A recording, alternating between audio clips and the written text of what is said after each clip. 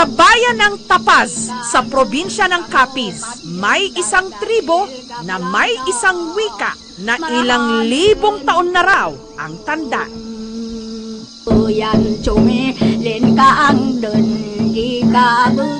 Subalit, nanganganib ng mawala. Marahalin mong pulong. Sinadya ng aming team ang naturang probinsya. 8 bundok ang kinailangan nilang tawirin. Sumakay ng habal-habal. Binagtas ang masukal at matarik na daan.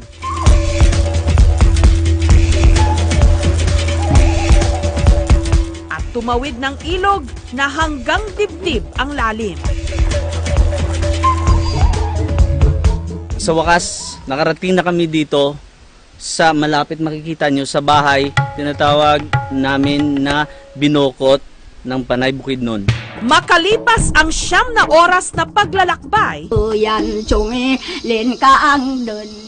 naulinigan ang pakay na tinig. Sa barangay Takayan, komunidad ng tribong Panay Bukidnon, mula sa mga bulubundukin ng Capiz sa Visayas. Naroon si Lola Feliza habang nagsasagawa ng sugidanon, isang uri ng epic chant. Ay hayo mang bulawan pagumtiladis bungaluyan. Sungi len ka ang dun di ka abutun kabukad yung dalga ewel ga baladas marahalin mong pulong.